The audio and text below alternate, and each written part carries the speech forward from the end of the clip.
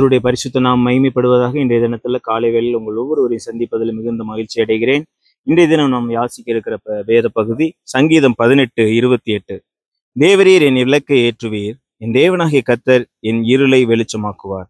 தேவரீர் என் விளக்கை ஏற்றுவீர், என் தேவனாகிய கர்த்தர் இருளை வெளிச்சமாக்குவார். அநேகருடைய வாழ்க்கை துவண்டு போயிருக்கிற நேரத்துல நம்முடைய வாழ்க்கை என்னவா காணப்படுகிறது? இருளடைந்து காணப்படுகிறது. நம்முடைய வாழ்க்கை முடிந்து போய் காணப்படுகிறது.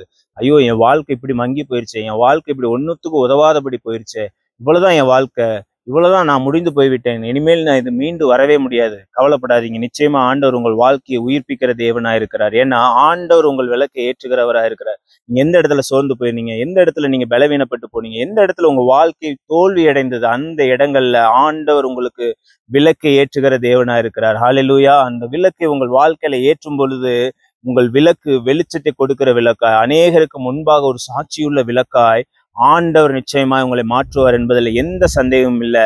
அதோட மாத்திரம் இல்ல, உங்களுக்குள்ள காணப்படுகிற எல்லா இருளும், உங்களை சுற்றி காணப்படுகிற இருள் என்பது சந்தர்ப்ப சூழ்நிலைகளை குறிக்கிறது.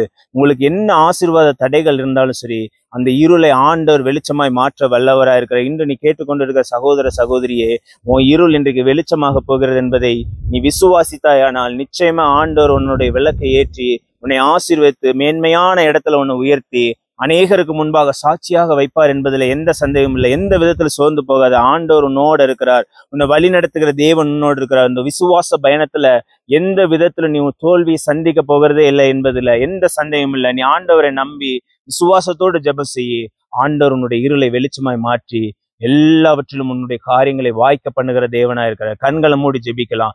நல்ல ஆண்டவரே, உம்மை துதிக்கிறோம், ஸ்தோத்தரிக்கிறோம். அப்பா, தேவரீர் என் விளக்கை ஏற்றுவீர், என் தேவனாய கர்த்தர் என் இருளை வெளிச்சமாக்குவார் என்று சொன்ன பிரகாரம் எங்கள் இருள் எல்லாம் வெளிச்சமாய் மாறுவதாகப்பா.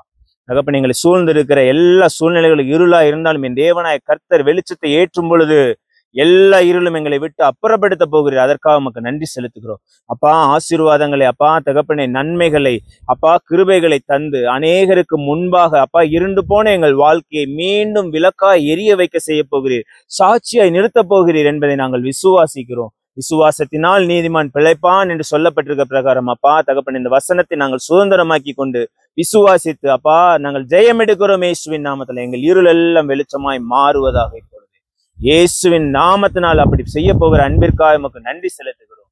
ஒவ்வொரு காரியங்களையும் நீர் பொறுப்பெடுங்க. இயேசுவின் மூலம் வேண்டுகிறோம் நல்ல பிதாவே. ஆமென், ஆமென். God bless you. God bless you.